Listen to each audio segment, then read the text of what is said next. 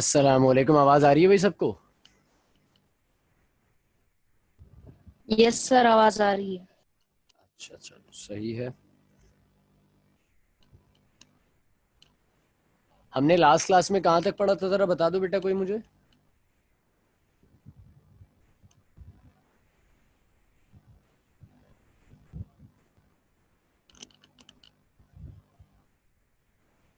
Last class में कहाँ तक पढ़ा था हमने?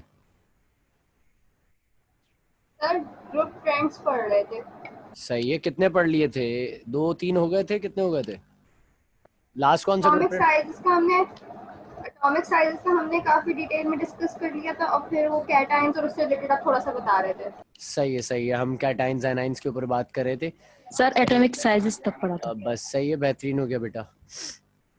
स्टार्ट कर लेते हैं बात को। अच्छा सही है। देखो, एटॉमिक साइजेस के बाद हमारे पास जो नेक्स्ट चीज है वो है आयनाइजेशन पोटेंशियल। कौन सी है भाई? वो आयनाइजेशन पोटेंशियल है। तो आयनाइजेशन पोटेंशियल पे बात शुरू करते हैं। मुझे जरा 1 मिनट दीजिए।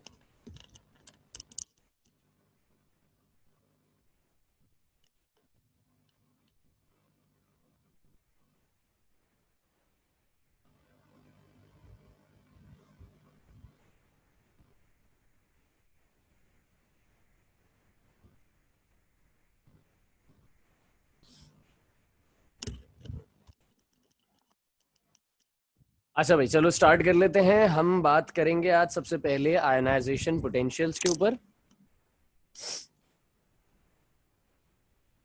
तीसरा ग्रुप ट्रेंड है ये। इसका नाम है आयनाइजेशन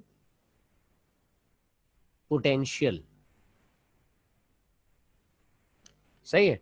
अच्छा, आयनाइजेशन पोटेंशियल स्टार्ट करने से पहले जरा मैं 2-3 बातें करना चाह रहा हूँ। जरा सब बहुत गौर से इस बात को सुन लें और फिर मुझे इंडिविजुअली सब जवाब दे दें अपना अपना। मतलब मैं इज्तिमाई जवाब नहीं मांग रहा, मैं हर शख्स का अपना जवाब मांग रहा हूँ। ऐसा कोई बच्चा जिसने चैप्टर नंबर 1 नहीं पढ़ा है अभी, मुझे जल्दी से बता दो कौन कौन है वो।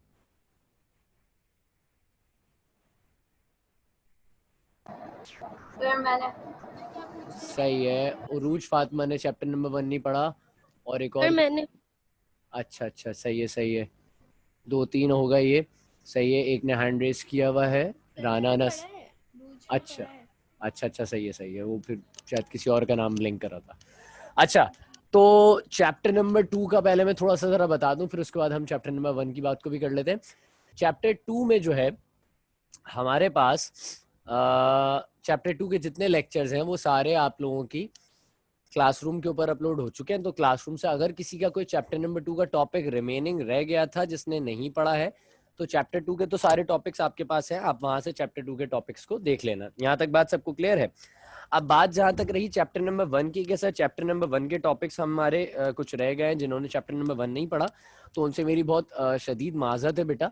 असल में सर जुल्फ़िकार मुझसे बहुत ज़्यादा फोर्सफुली कह रहे थे कुछ दिन से, लेकिन मेरी थोड़ी सी फैमिली में मसरूफियत चल रही थी ज़रा, इस वजह से मैं फ्री नहीं हो सका। तो मैं लेक्चर्स अपलोड कर देता। मैं इंशाल्लाह आपको एक आध दिन में उसके लेक्चर्स आपके क्लासरूम के ऊपर ही मिल जाएंगे, तो आप लोग वहां से उसको अवेल कर लीजिएगा। चैप्टर नंबर 1 भी आपका वहां से कवर अप हो जाएगा।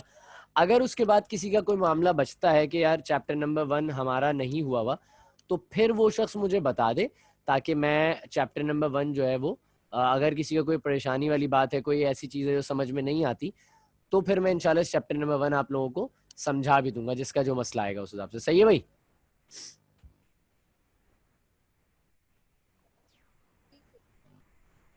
सही। बात यहाँ तक क्लियर है? सही है। Okay sir. अच्छा चलिए 1 मिनट मुझे दे दो। अच्छा, एक छोटी सी बात मुझे बताइए जरा, क्या हमने चैप्टर नंबर 2 के एमसीक्यूज पर बात कर ली है?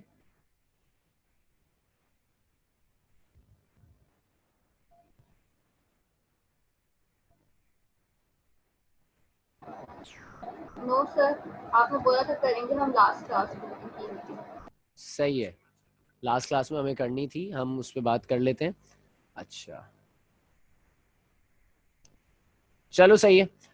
मैं आयनाइजेशन पोटेंशियल स्टार्ट करने से पहले चाह रहा हूँ कि जरा चैप्टर 2 तो सब नहीं पढ़ा हुआ है ना? चैप्टर 2 में तो कोई ऐसा नहीं है जिसने चैप्टर 2 नहीं पढ़ा हुआ। तो पहले फिर वो वीडियोस देखें, फिर हम एमसीक्यूज पे बात करें। चैप्टर 2 तो सबने पढ़ा हुआ है। सर शुरू का नहीं पढ़ा, फिर हाइड्राइड्स के बाद का पढ़ा हुआ है। मुझे आवाज नहीं आई बेटा, बहुत माजरत है, एक बार रिपीट कर लो क्वेश्चन जो बात कर रही थी अभी।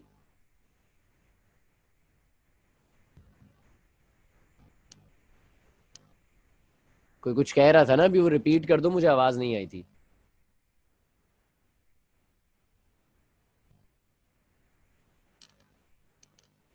अच्छा नहीं कह रहे, तो चलो हम पहले चैप्टर नंबर 2 के जो हमारे पास एमसीक्यूज हैं जरा हम कुछ उस पर बात कर लेते हैं। सही है। देखो एमसीक्यूज में मैंने आपको पहले भी ये बात कुछ बताई थी कि आपको बुक स्टडी बहुत लाजमी तौर पर करनी पड़ेगी, अदरवाइज जो है वो आपका मसला हल नहीं हो पाएगा सही तरीके से। तो बुक स्टडी लाजमी तौर पे कीजिएगा। हाइड्राइड्स के बाद का पढ़ा है मारूख, हाइड्राइड्स के बाद का अगर पढ़ा है तो बेटा वीडियोस देखनी चाहिए थी ना मारूख, वीडियोस नहीं देखी आपने क्लासरूम के ऊपर, तो चैप्टर नंबर 2 कंप्लीट लेक्चर्स के पढ़े हुए हैं।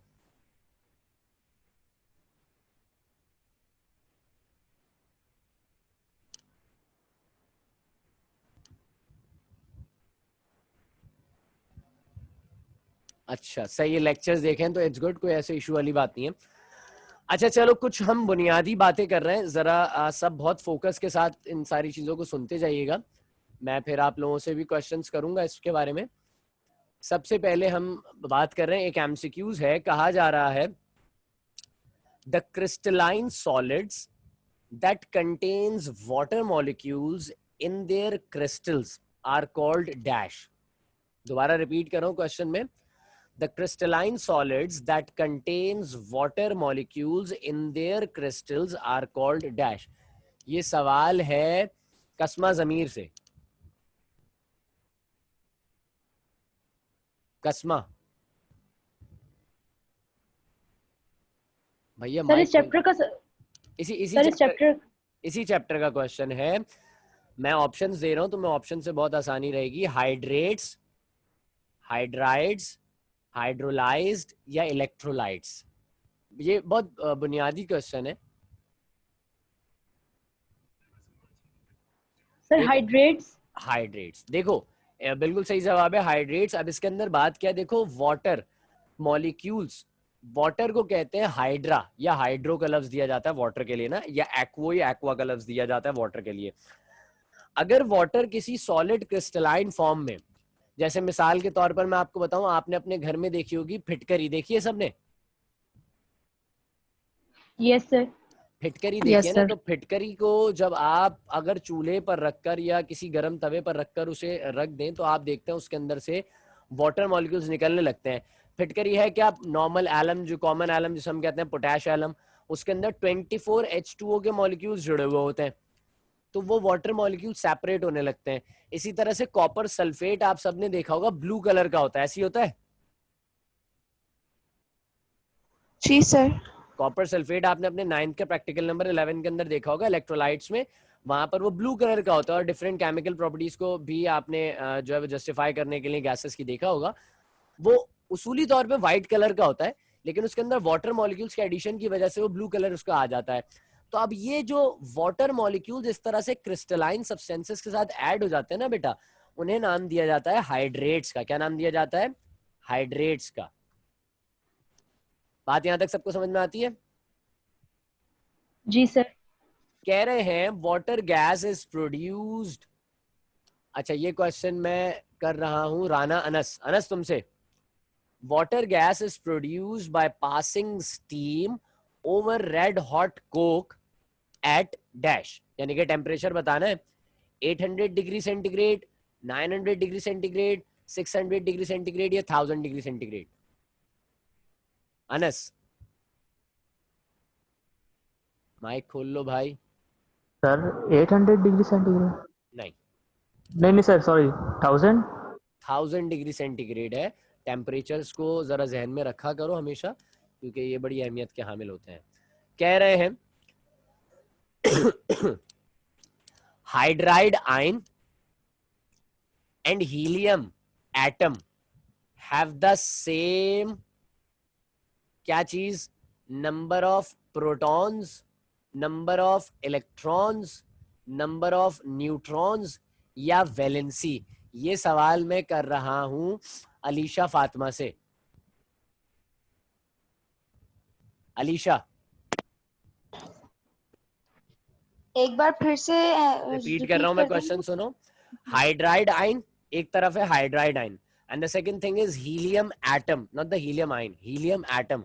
हाइड्राइड आइन और हीलियम एटम में क्या चीज सेम है? क्या नंबर ऑफ प्रोटॉन्स दोनों के सेम है? क्या नंबर ऑफ इलेक्ट्रॉन्स दोनों के सेम है? क्या नंबर ऑफ न्यूट्रॉन्स दोनों के सेम है? या वैलेंसी दोनों की सेम है?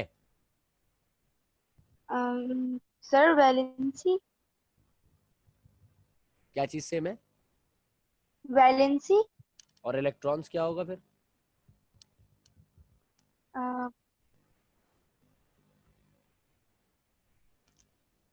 दोनों के इलेक्ट्रॉन्स देखो। हाइड्राइड आइन, सबसे पहली बात, अगर यहां लिखा होता हाइड्रोजन आइन, हफ्सा, जी सर। हाइड्रोजन आइन और हाइड्राइड आइन का फर्क क्या होता है बताओ?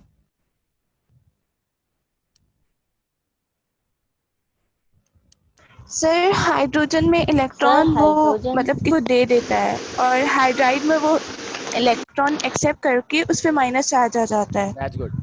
This is the difference between the hydride and hydrogen आइन। हाइड्राइड आइन क्या होता है? जिसमें H नेगेटिव बनता है। और हाइड्रोजन आइन क्या कहलाता है? जो H पॉजिटिव होता है, जिसमें वो इलेक्ट्रॉन लूज करके बनता है। तो अब मुझे बताओ जरा जल्दी से, कहाँ गए अलीशा फातिमा? हाँ, अलीशा फातिमा से पूछा था।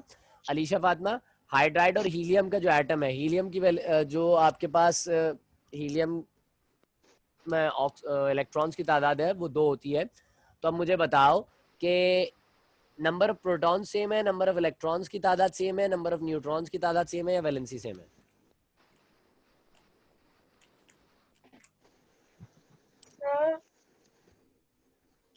इलेक्ट्रॉन। इलेक्ट्रॉन्स की तादाद इसमें सेम है, क्योंकि हाइड्राइड आइन H नेगेटिव 2 इलेक्ट्रॉन्स, और हीलियम में भी 2 इलेक्ट्रॉन्स होते हैं, इसीलिए दोनों के इलेक्ट्रॉन्स की तादाद सेम है। बात समझे? वैलेंसी का लफ्ज यहाँ पे, वैलेंसी वाला ऑप्शन इस वजह से इस्तेमाल नहीं किया, वैलेंसी से रिलेट वैलेंसी नंबर है। वैलेंसी नंबर यहाँ गलत है, हीलियम के ऊपर नहीं आता कोई चार्ज, कोई आयन नहीं बन रहा होता, हाइड्राइड आयन के ऊपर -1 का चार्ज होता है। खैर, एन एग्जाम्पल ऑफ, नहीं नहीं, interstitial hydrides are also named as, Shariq, Shariq, yes sir. Interstitial hydrides का दूसरा नाम क्या होता है? Saline hydride. क्या हो गया शारिक बेटा? इंटरस्टिशियल हाइड्राइड्स का दूसरा नाम क्या होता है? Covalent hydrides, borderline hydrides, metallic hydrides, या फिर आयनिक हाइड्राइड्स? ये जरा सोचो। मैं 1 मिनट दो, मुझे कॉल आ रही है जरा।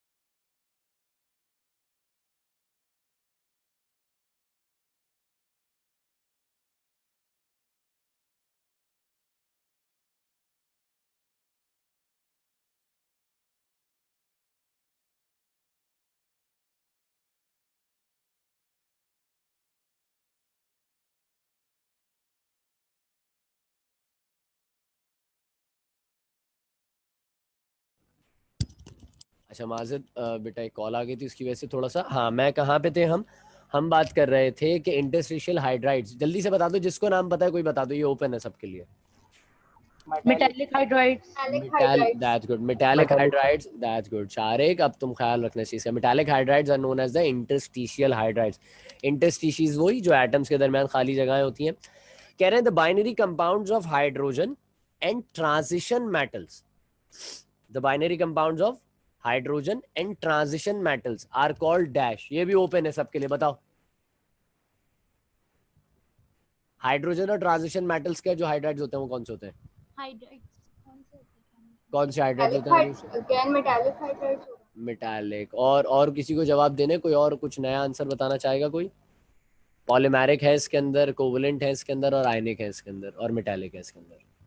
Metallic ऐसे पक्का. मेटालिक हाइड्राइड्स, दैट्स गुड, सही है।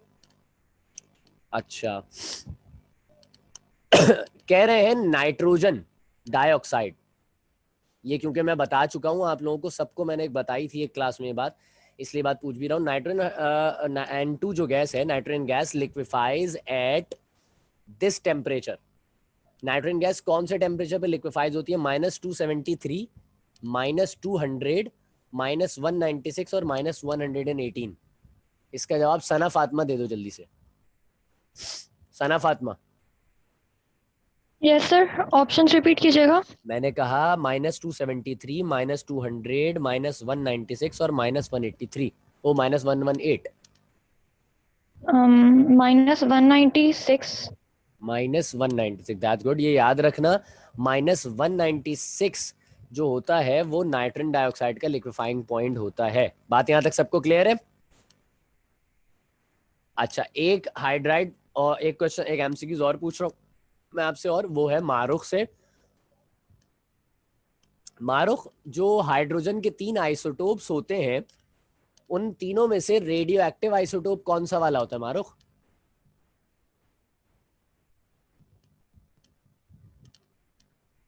Sir deuterium. अच्छा नूरुस्सबा आप बताइए। नूरुस्सबा यार जल्दी जल्दी बताओ ताकि एमसीक्यू एंड करें फिर चैप्टर की जानिब चले हम। नूर कौन सा होता है? कौन सा होता है? मैंने सुना नहीं, जोर से बोलो, सबको सुनना चाहिए, सब सुने ना ताकि। ट्रीटियम होता है। अच्छा हफ्सा कौन सा होता है? Sir tritium. तीसरा आइसोटोप जो होता है, यानी कि पहला प्रोटियम, दूसरा ड्यूटियम और तीसरा ट्रीटियम। ट्रीटियम जो होता है वो रेडियो एक्टिव होता है। अच्छा एक बात और मैं ये खालिक रहमान और अफ़ान दोनों के लिए, ये देर से नहीं आना भाई। आवेद, बल्कि आवेद तुम छोड़ो, तुम बताओ मुझे कहाँ गई वो, एक और साहिबा नीचे थी। हाँ उरूज। उरूज जो प्रोटियम होता है, प्रोटियम का दूसरा नाम क्या होता है? प्रोटियम का सर सिंपलेस्ट आइसोटोप। नहीं सिंपल थोड़ी कहते हैं, क्या कहते हैं? सर वो सिंपलेस्ट होता है। सिंपलेस्ट तो होता है लेकिन उसका नाम क्या होता है बेटा?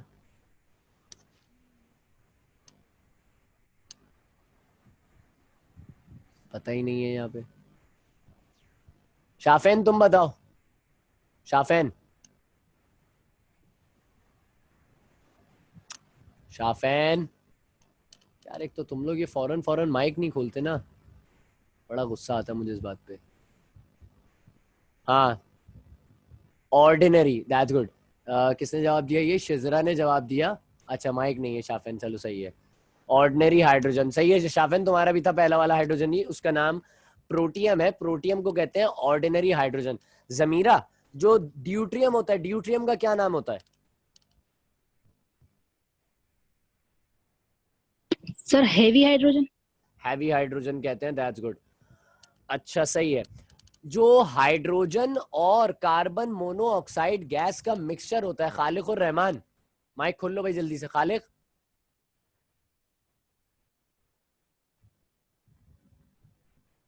यार तुम लोग क्यों नहीं खोलते हो माइक?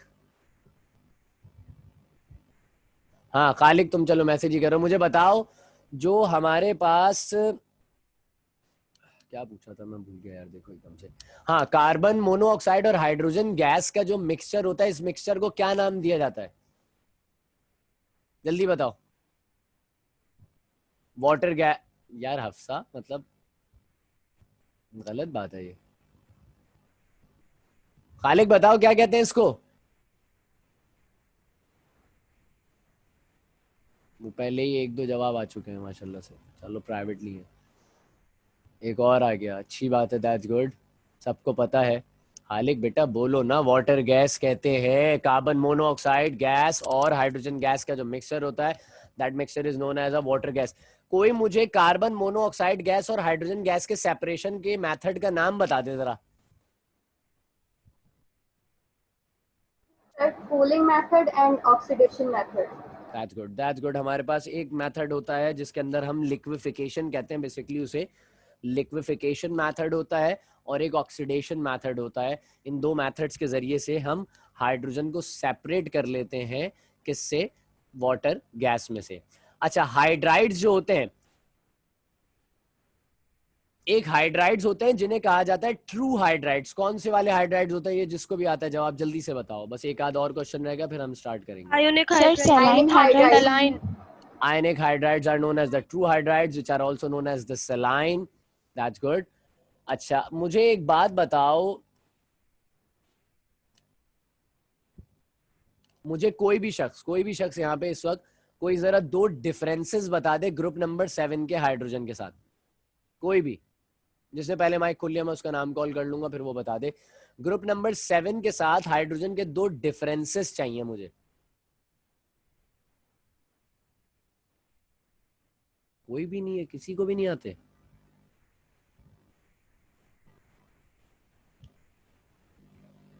सर नहीं। हाँ रूज बोलो। सर इलेक्ट्रॉनिक कॉन्फ़िगरेशन इलेक्ट्रॉनिक कि कॉन्फ़िगरेशन मतलब और उनको सात सर कलर्स सात का भी है। इलेक्ट्रॉन्स होते हैं, एक इलेक्ट्रॉन चाहिए होता है, और हाइड्रोजन को कलर्स का 7 भी है। इलेक्ट्रॉन चाहिए होता है। कलर्स और का जो कोई नाम नहीं रहता इस वक्त। ग्रुप कलर्स 7 के हफ्सा, हैं एक वो minute, Hafsa mono Hafsa. Atomic gases हैं, और हाइड्रोजन डायटॉमिक है। नहीं मेरे बेटे, वो भी डायटॉमिक होती हैं। फ्लोरीन, क्लोरीन, ब्रोमीन, आयोडीन सब डायटॉमिक स्टेट में पाए जाते हैं। ये वाला डिफरेंस नहीं है, जो इलेक्ट्रॉनिक कॉन्फ़िगरेशन का था वो डिफरेंस तो सही था। हाँ सर हाइड्रोजन को अपना सर कलर्स का है। ट्यूबलेट कंप्लीट करना होता है, और ग्रुप 7 के एलिमेंट्स को अपना ऑक्टेट कंप्लीट करना होता है। दैट्स गुड, बेहतरीन हो गया। और S hydrogen S hydrogen neutral oxides बनाते हैं और halogen acidic. Hydrogen S block को बिलोंग करता है और हेलोजन जो होते हैं वो पी ब्लॉक को।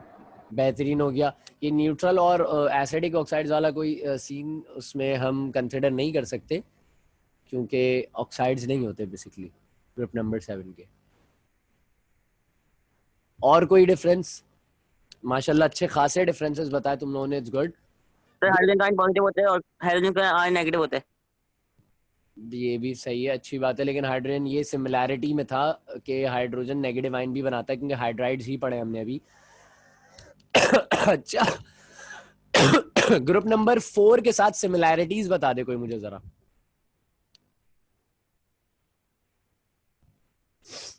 सर कोवेलेंट बॉन्ड्स बना सकते हैं। That's good. दोनों नॉन मेटालिक होते हैं। दोनों नॉन मेटालिक होते हैं, बेहतरीन। दोनों ही रिड्यूसिंग एजेंट्स होते हैं। रिड्यूसिंग एजेंट्स, सही है। और सर दोनों का हाफ हाफ शेल कंप्लीट होता है। बेहतरीन, हाफ फिल्ड शेल्स होते हैं। हाँ बोलो बोलो बोलो, कोई बोल रहा था कुछ। कोवेलेंट बॉन्ड्स वाला point कोवलेंट बॉन्ड फॉर्मेशंस होती हैं, सही है। कोवलेंट बॉन्ड फॉर्मेशंस कर सकते हैं। आपके पास जो है वो कुछ थर्मोडायनेमिकल प्रॉपर्टीज होती हैं, वो भी खासी सिमिलर होती हैं इनकी आपस में। ये भी एक पॉइंट है जिसे आप रख सकते हैं उसमें, सही है। ग्रुप नंबर 1 के साथ कोई मुझे सिमिलैरिटीज बता दे, फिर हम बस अपने आयनाइजेशन पोटेंशियल की जानिब चल रहे हैं। ग्रुप नंबर 1 के साथ सिमिलैरिटीज चाहिए। सर वैलेंसी, वैलेंस इलेक्ट्रॉन्स की बात है, सही है। और सेम इलेक्ट्रॉनिक कॉन्फ़िगरेशन होती है। सेम इलेक्ट्रॉनिक कॉन्फ़िगरेशन होती है, react करते हैं हेलोजेंस। हैलोजेंस के साथ रिएक्ट करते हैं। और दोनों एस ब्लॉक दोनों से belong reducing agents. S block दोनों एक्स ब्लॉक में। सही है। और दोनों रिड्यूसिंग एजेंट्स होते हैं।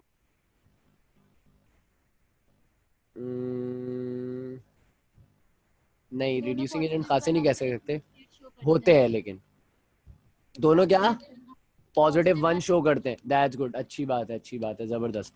चलो, मतलब मुझे अंदाजा हो रहा है कि तुम लोगों ने चैप्टर सही से पढ़ा हुआ है, थोड़ा बहुत जहन में है, लेकिन जितने लोगों ने जवाब नहीं दिए, कोशिश किया करो बेटा माइक खोल के जवाब देते रहा करो।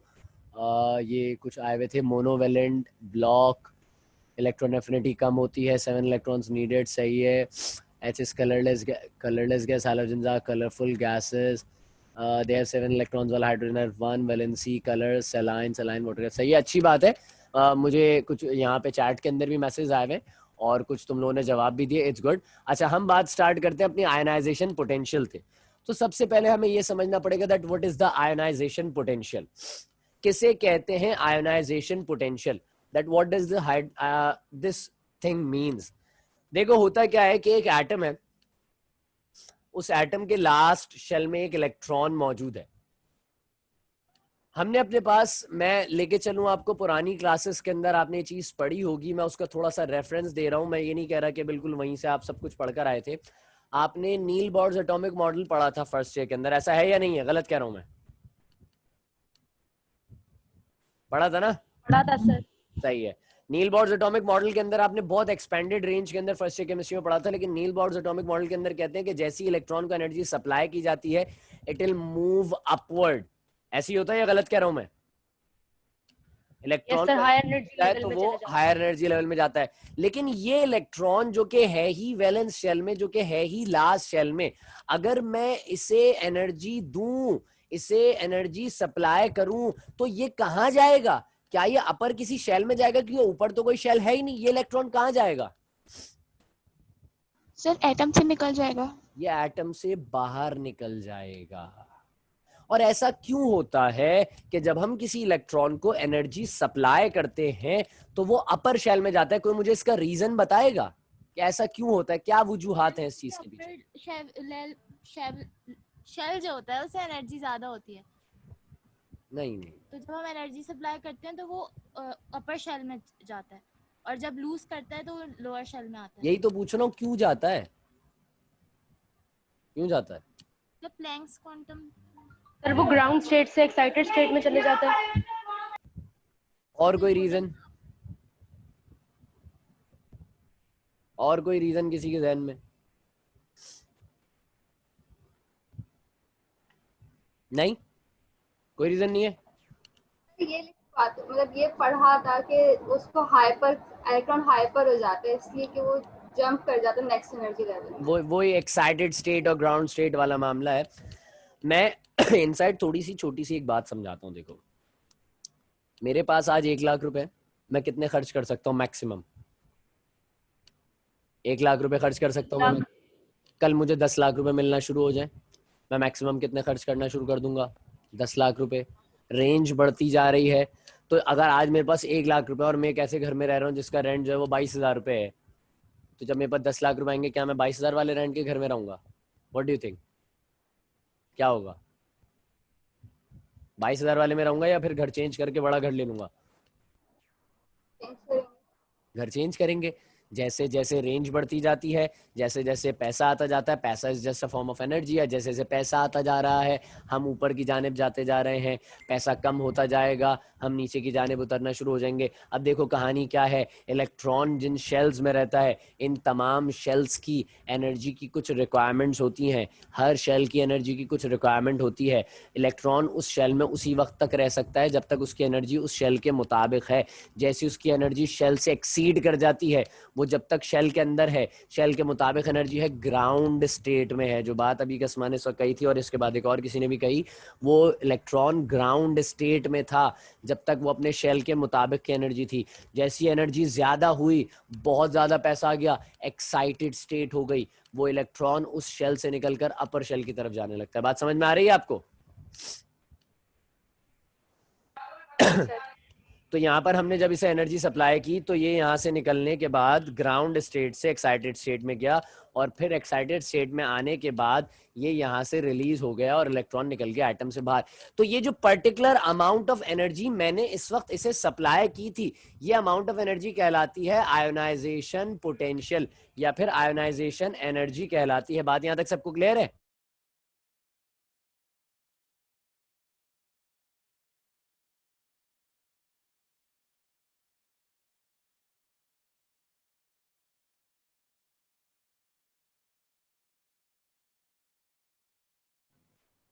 सही है भाई, यहां तक बात समझ में आ गई सबको? Yes sir. चलो आगे लेके चलते हैं हम इस चीज को। जरा कहा जा रहा है एनर्जी जो the potential, the amount of energy which is required to remove an electron from an atom in its ground state to its excited state or gaseous state, उसे हम कहते हैं ionization potential। क्या कहते हैं हम उसे? ionization potential। what do you think ionization potential का क्या होगा? डिक्रीज होगी, इंक्रीज होगी? as we are going down the group from top to bottom जब उतरेंगे तो ionization potential क्या होगी? इंक्रीज या decrease? Decrease sir decrease. Sir decrease. क्यों होगी? क्यों क्यों क्यों क्यों क्या वजह है? सर क्योंकि सेल्स कम हो रहे हैं। अबे शेल्स तो बढ़ रहे हैं बेवकूफ आदमी। सर शेल का साइज इंक्रीज हो रहा है। The size of atom. ये मैंने 3 एटम बनाए। ये कोई न्यूक्लियर कुछ एनर्जी है? कम होती जाएगी ना, न्यूक्लियर एनर्जी कम होती जाएगी न्यूक्लियर तो एनर्जी फिर कम होती जाएगी। शेल्स इंक्रीज हो रहे हैं तो मतलब न्यूक्लियर अट्रैक्शन जो होगी बेसिकली वो कम होती जाएगी। The actual word, that's a good, the actual word is the nuclear attraction। बात समझ रहे हैं आप लोग? अगर वो कम होती जाएगी तो फिर हमें लीस्ट एनर्जी रिक्वायर्ड होती जाएगी बेहतरीन, जबरदस्त इलेक्ट्रॉन जबरदस्त, निकालने के लिए। बहुत अच्छी एक्सप्लेनेशन करी माशाल्लाह से, अच्छी बात है। देखो होता क्या है जब हम डाउन द ग्रुप उतरते हैं in the both of the families, in the lithium and also the beryllium family, जब हम डाउन द ग्रुप उतरते हैं तो ये डिक्रीज होती है। Ionization potential decreases as we go down the group from top to bottom in group number 1A and also in the group number 2A, lithium family and beryllium family, due to the increase in the atomic sizes। अब देखो हम जब ये समझाते हैं ना, जब हम ग्रुप ट्रेंड्स बताते हैं तो हम ग्रुप ट्रेंड्स में जब ये बात बताते हैं ना कि भाई ये चीज डिक्रीज होगी या इंक्रीज होगी, तो साथ साथ उसकी वजह भी बतानी पड़ती है। बात समझ रहे हैं? वजूहात लाजमी तौर पर साथ साथ लिखिएगा, वजह आपको बतानी पड़ेगी। तो आपने बताया कि भाई आयनाइजेशन पोटेंशियल जो है वो नीचे जाते वक्त डिक्रीज होगी, और जब डिक्रीज होगी तो डिक्रीजिंग जो फैक्टर है उसके डिक्रीजिंग की वजह, डिक्रीजिंग का जो फैक्टर है वो क्या है? Due to the increase in atomic sizes, क्योंकि एटॉमिक साइजेस बढ़ते जा रहे हैं। जरा गौर से फोकस करना अब इस चीज को। इसका आखिरी इलेक्ट्रॉन था यहां, इसका आखिरी इलेक्ट्रॉन था यहां, इसका आखिरी इलेक्ट्रॉन था यहां। ये रेड सर्कल्स नजर आ रहा है सबको? विजिबल है क्लियरली बोर्ड पर? जी सर। चलो अब कहानी क्या है भैया? न्यूक्लियस कहां था? न्यूक्लियस था ये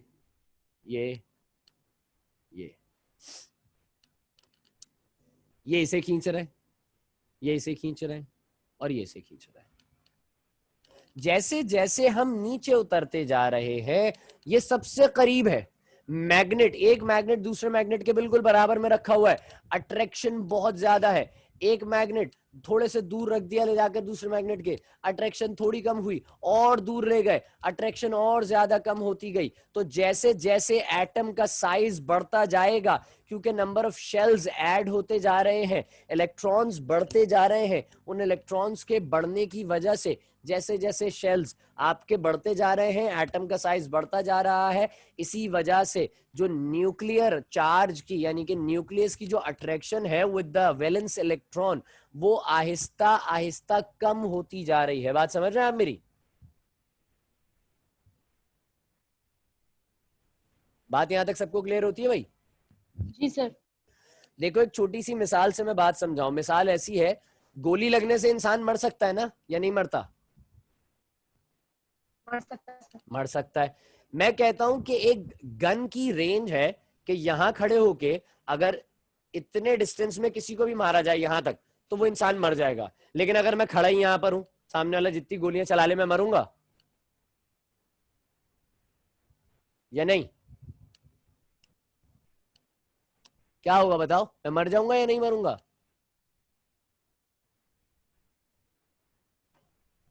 बता दो भाई। मैं यहां खड़ा था, यहां तक की रेंज में गोली किसी को भी लगे वो मर जाएगा, और जो फायर करने वाला शख्स था वो यहां था, मैं यहां जाके खड़ा हो गया, तो अब इतने डिस्टेंस में मैं आ गया, तो इसकी नहीं जो लगेगी सर आपको, फोर्स थी, जो इसकी कुव्वत नहीं थी, वो मरेंगे। कहीं तक की थी, इसकी रेंज तो खत्म हो गई ना। इसकी रेंज भाई, यहाँ वाले इंसान का तो हो सकता है सर्वर खुल जाए, अल्लाह मियां सबको महफूज रखे, यहाँ वाले का भी हालात खराब हो, यहाँ वाले के भी हालात खराब हो, इसके थोड़े कम हालात खराब हो, इसके कम हालात खराब हो, यहाँ वाला हो सकता है बच जाए, हो सकता है ये भी बच जाए, तो यहाँ वाले को तो कुछ होगा ही नहीं ना। जैसे जैसे डिस्टेंस बढ़ता जा रहा है, उसकी अट्रैक्शन, उसकी कुव्वत, उसकी फोर्स कम होती जा रही है। बात यहां तक समझ रहे हैं आप मेरी? Yes sir. अच्छा, अगर हम दो ग्रुप्स की एक साथ बात कर रहे हैं ना, जब हमने ग्रुप नंबर 1A और 2A की बात करें, तो हम दो ग्रुप्स की जब एक साथ बात कर रहे हैं, तो हम इन दोनों को आपस में भी कंपेयर करना पड़ेगा।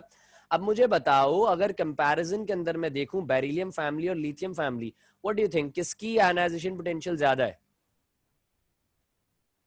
Sir lithium family.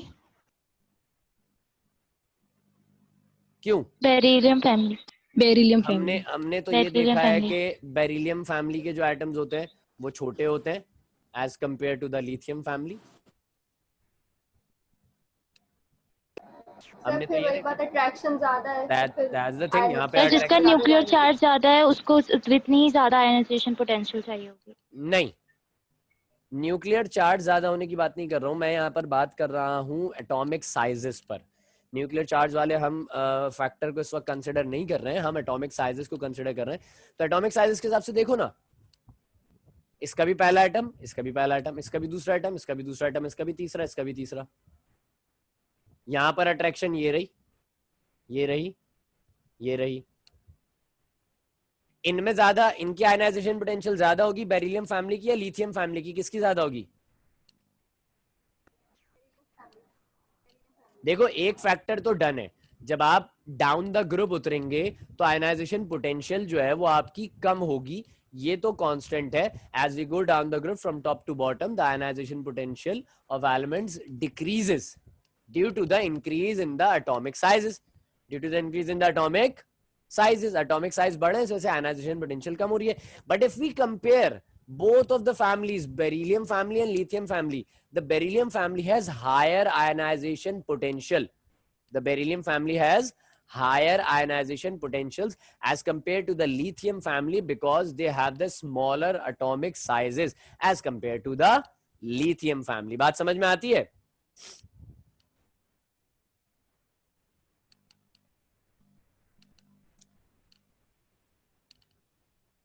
एक मिनट बचा है, मीटिंग रीज्वाइन कर लो, मैं मीटिंग एंड